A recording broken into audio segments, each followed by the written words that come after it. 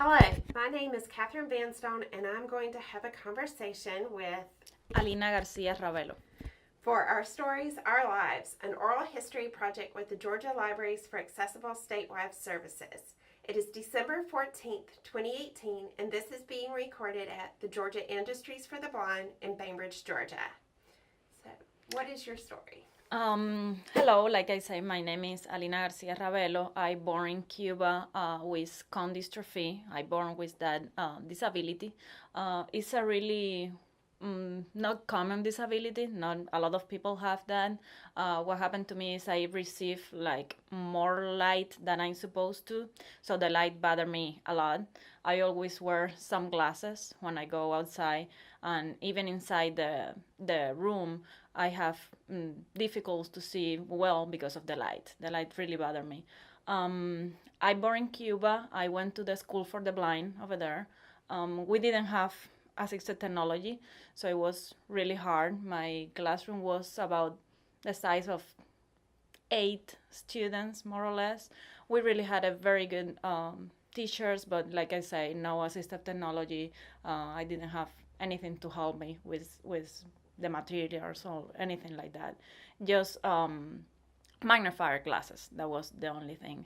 I went to the high school. It was a high school just for kids with disabilities, different kind of disabilities. The school was very far away, and the school had a bus that used to go to our house and pick up us. But I spent every day 1 hour and a half going to the school and come back to the school another hour and a half. I started to get interested in go to college and in a degree in engineering degree.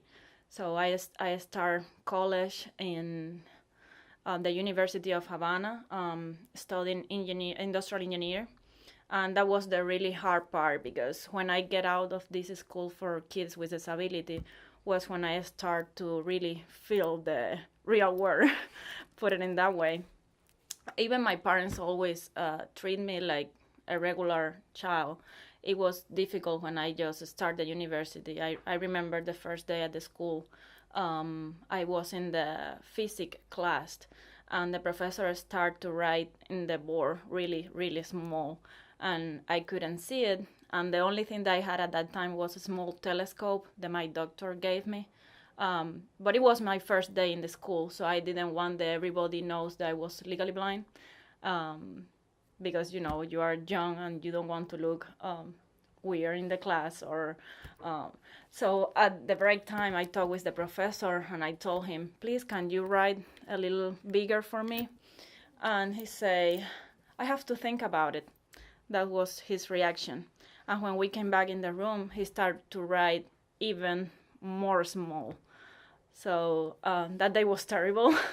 I get out of the school and just cry, because I was like, I'm not gonna get my degree, because if all the professors are like him, I'm not gonna be able to do it. But I decided I was going to start to use my telescope, and I was not going to care about what the other people say about it. So the next day at the school, that's what I did. I started to use the telescope, and it was my surprise that that professor started to write bigger in the board. I guess, I don't know. He thought about it, and but I started to use the telescope when my room the other students in the class saw me wearing that. They start to go away from me. They didn't want to be with me, and I was by myself probably with the first 2 3 months of the school, because nobody wants to talk with me or anything. I guess because they thought they will have to help me with the school and all that. But I started to study so hard, and I started to get A's in all my classes. And when the other students saw that, they came back, and at that time they start want to talk with me, and they want me to explain the classes and whatever. So yeah, that was hard at the beginning. The other thing is, in Cuba we didn't have markers to write on the boards. On the board, in the school board, was like blue, and the board was green, and I'm colorblind, so I couldn't see the difference in the contrast was really hard for me. and you cannot find those kind of markers in the stores in Cuba. So my family from here used to send me the markers to Cuba, and I go to the university with the markers in my, backpack and give it to every professor every day because we didn't have any. I used to take like 2 buses to get to the school and 2 buses to come back home. And in Cuba, you don't have privilege if you are if you have disabilities. It's long lines waiting for the buses, and you have to wait, and the people doesn't care if you cannot see or not. You just have to make your way and just jump into the box and push everybody like everybody else.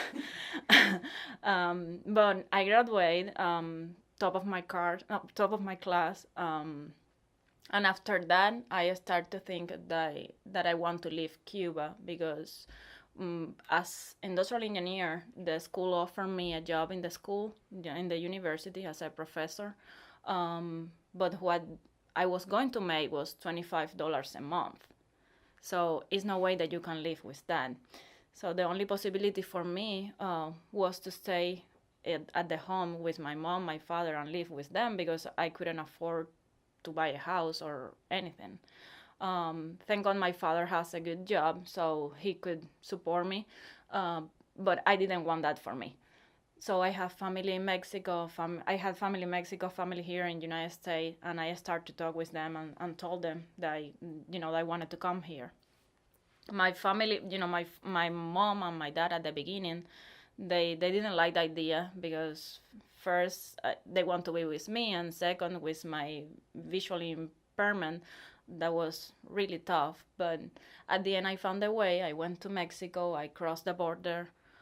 Because I am Cuban, I got my paperwork, to be ready to work and all that. I moved with my family in West Palm Beach, near West Palm Beach, and I applied for the service at the Division of Blind Service in Florida. And they start to send my resume to different places. But my counselor told me that she didn't have a job for me because I was industrial engineer. She didn't have anything to offer me. And she said, well, you know what? You can work in McDonald's. But thank God, Georgia Industries for the Blind and Luis Narimazu was the recruitment HR person at that time. He received my resume and they called me, they interviewed me, and I came here for the interview. And they offered me a job as a junior industrial engineer. So I moved to Bainbridge by myself. I left my family in West Palm Beach. I moved to here. I didn't know nobody. That was a hard part too because it's a small town. So coming from Havana to Boynton Beach, that is where my aunt lived, and I was there just for 6 months, and after that just come here. That I didn't know nobody was really hard. Plus, on top of that, I didn't know any English. Well, just a little bit. I'm still working on it, and I'm not that good now. But at that time, I just knew the basic things, and I'm really thankful of GIV because they assisted me, with my English problems, and they really helped me.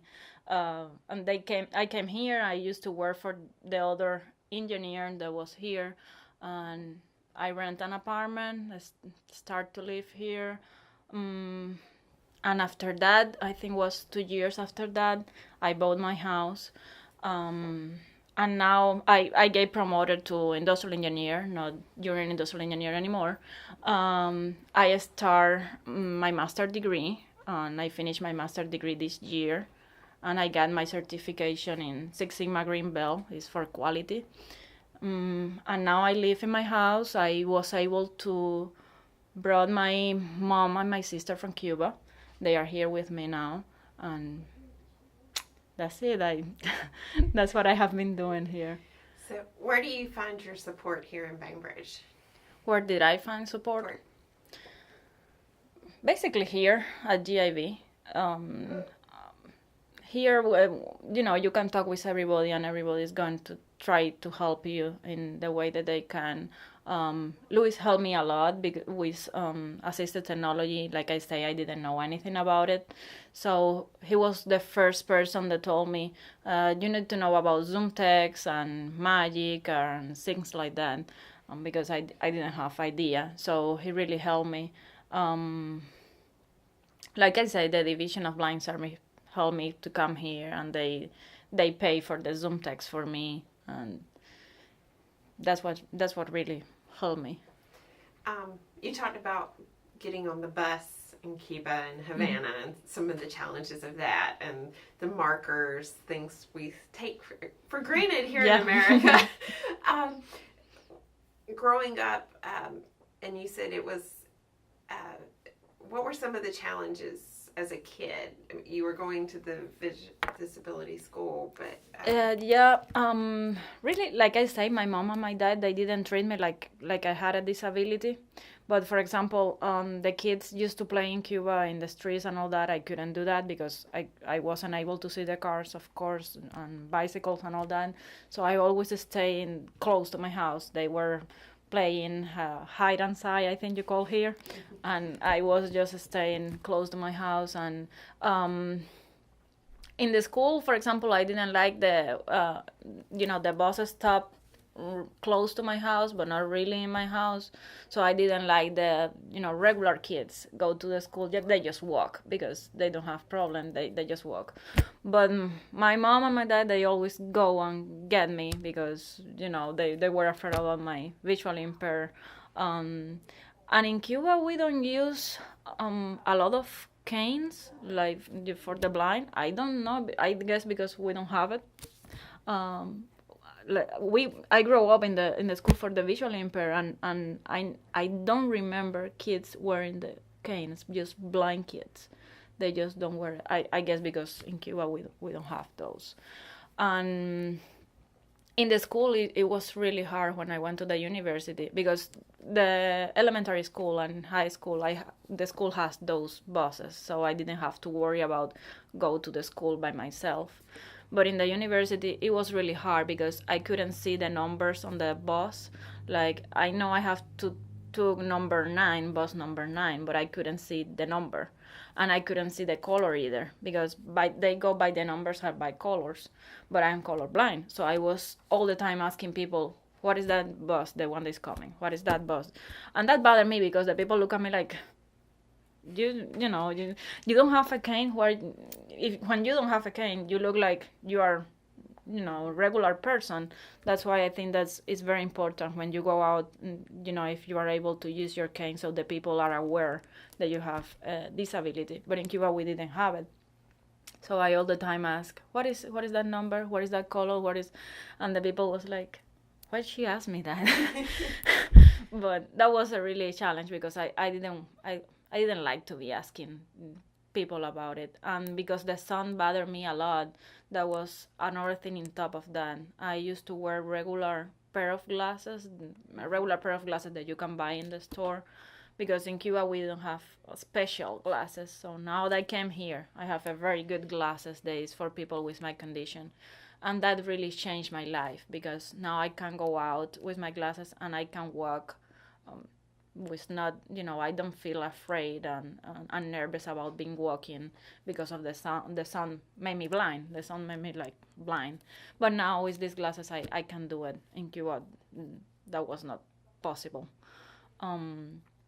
Like that, like in the school, in the room, more than the markers and all that, the professors, when they get to know me and they understand the disability, because they never had another student with my disability. It is not very common in Cuba that people with disabilities go to college. That's not really common because, like I say, we don't have the help and assistive technology, so the kids just don't go to college. So at this point, was it hard adapting to the assistive technology? No, it wasn't hard for me. I really like the Zoom text. it really helped me with the computer. I can put my phone and my contracts the way that I want it. I really like it, and magnifiers have been helping a lot. So it wasn't really hard. I think it was one day of training, and I was fine. Just more excitement of having Mhm. the opportunity, Having the opportunity, yeah, to use it for before. sure. So, wow, your story really goes from not having Mhm. any assistance outside of family support, and the professors once they understood, but no technology, and then coming here and having all these opportunities. And not only that, just the opportunity to find a job and be successful. Because in Cuba, yes, I was going to be a professor in the university, but I don't know what else I was able to do. And if I want to move to another job, I don't know, because we don't have the assistive technology and we don't have anything like that. So I wasn't sure if I move to another job, if they will accept my disability. And here we have all that opportunities. You just want to get that opportunity and move forward, and you can do whatever you want. Well, an exciting story and a very different story from what we've been hearing. So thank you for sharing. Thank you.